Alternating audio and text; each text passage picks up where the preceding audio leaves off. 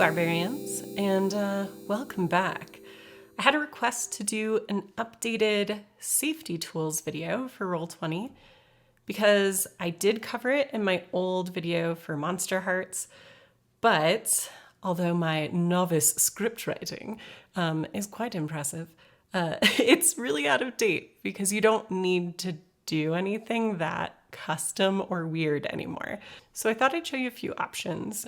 Some things that are native to starting a new game in Roll20, and then some things I actually like better, but that are still free, because free is the magic word. All right, so all I've done here is I made a new game in Roll20, so we can launch it. And what you'll see is, by default, if you go to your collection tab here, that looks like your bulleted list. This is where your macros and stuff hang out. By default, along with your playing card deck, there is now a safety deck. So this is the one that's native to Roll20. And basically what you would do is if you want players to be able to see it, you would click that button to show it. It would show up on the side like this. And then you would want to give some instructions to folks because decks aren't necessarily super intuitive if they haven't used them before. So when you mouse over, you want to click on where it says choose, because that lets you see all of your options. And then what they can do if they want to pull an X card is drop that on the table. It works. It's not super difficult to use. It does take a second. So there are two things I don't really prefer about this one. One, the three options that you have there. Because again, this is really kind of using the light system, like green light, yellow light, red light, which you would want to communicate with your players ahead of time. Other than the X card, I don't think this system is always the one people bring to mind. And unless you're calling for these pretty frequently, most of these aren't going to be super helpful to you. But my main issue with it is just that it takes a while. Like if something is happening that is traumatizing someone, they have to go down here. They have to get to the menu. They have to get that. They have to drag it out. You have to be paying attention. You have to see it because it's only going to show up on the game table where they put it. And of course they can resize it and stuff and try to make it more obvious. But all of this is a little time intensive. So let me show you what I prefer. All right, if you go to the marketplace and you search for safety tools, you will see this safety toolkit from Evil Hat. It is free. Like I said, free is the magic word. And I like this one a lot better for two reasons.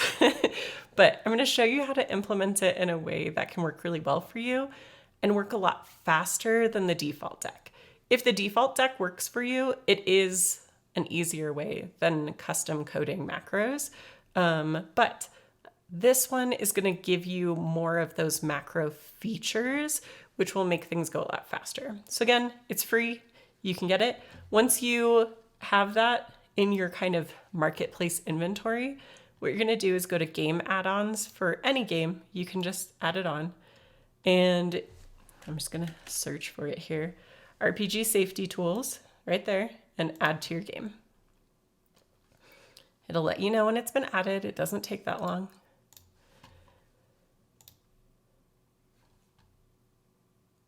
And now when you launch your game and go to collections, you're going to see some different options.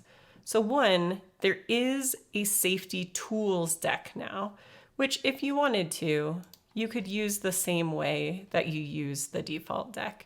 So it's still there as a deck. But here's what I like to do.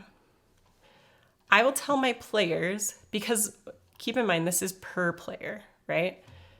Tell them to go to this tab where it says collection. Then have them check this box for show macro bar. This is going to put a little spot under their portrait, or if they have it collapsed down to name, either way. But it's going to give them a spot where macro buttons are going to go. Then, depending on what makes sense for your game, have them check these. So I like to have X card, and I'm a really big fan of pause. But if you want to have one that's like wrap up the scene, that's kind of a softer version of an X card, you could do that too. But here's the reason I like this. If you have each of your players set up the buttons that they need as part of your safety tools talk, then if something comes up during the game, instead of fumbling for a deck, they can come over here, right under their portrait, click X card, and it puts it really big in the chat. This is way more noticeable, especially if you have your chat beeps turned on, your little twits, your little chitters, right?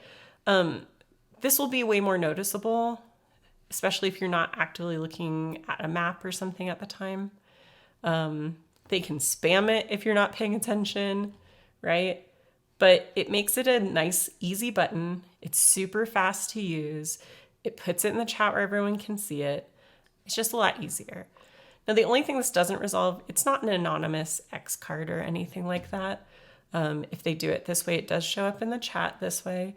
So you could do some modifications for that. Each of these macros is just a macro to throw this item in the chat. You could do some modifying of these macros if you wanted them to whisper to a GM or something like that. But the nice thing about them going to full chat is everyone can assist in making sure that we're keeping the game as safe as possible for everyone. So it's not up to one person to notice that the X card has been thrown down. Everyone can be responsible for stopping the scene. Okay. But again, have them add whichever macros match what you want to use in your game, because there are lots of options, a lot more than the default safety deck, and you don't have to use it as a deck. You can have both of them on, so people can use whichever one they're comfortable with, or you can just hide it and have them use the macros instead, whichever works for you. But having little buttons, way easier. The other cool thing that this Evil Hat Safety Tools add-on does is it gives you this little screen. And you can do a few things with this. You can do this as a group, or if you want to talk through this all together, you can have your safety talk where you talk through how to set up your macros, and then have them share things they want to see in the game, things that they hardline do not want to see in the game, things that can exist in your world but shouldn't be described in detail, and anything else that comes up, right? You can have a nice little setting of rules together. But the cool thing that you can do also is you can make copies of this, right? And then instead of having everyone on the same one working together, if players are a little bit more shy, maybe this is a group that doesn't know each other as well yet, remember, you can drag individual players to their own cards to fill it out where other people wouldn't see it. And then you as the GM would see each of their entries separately that you've assigned them to fill out, which can be pretty neat. You'll have them as many copies as you need for number of players. You just, drag individual players where they need to go by dragging their name up to their little one. And you can rename it so that you know whose is whose if you want to do it that way. If you want to keep it a little bit more anonymous, like unless you remember who you put on which one, you can leave them, similarly named so they're a little bit more, just a refresher for you of what you need to keep in mind for what's not okay, what is definitely needing to be in your game, and anything else that comes up. So you can kind of do it, like I said, as something you talk through together or something that you let them do separately so that they can fill these things out however they're most comfortable. But so that's the update. I would highly recommend using the new safety tools that are available. I really like these Evil Hat Productions ones that are free on Roll20, but there are more options now, including some default ones that are in every new game you make. So it can be as simple or as robust as you want it to be. Safety is a lot easier now than it was. So check these out. And if they work for you, that's awesome. I highly recommend playing games with safety tools, especially because that usually means that you're getting into games that get a lot deeper, a lot more interesting, but you have this framework there to make sure that everyone's comfortable pushing the game as far as they can without hurting anybody. So, yeah, let me know what you think, if there's anything else you want to see, and hopefully we'll get back to making you some more videos soon. But I wanted to do this one as a quick check-in because I saw it in the comments. So thanks everyone. Until next time, spend your rage wisely.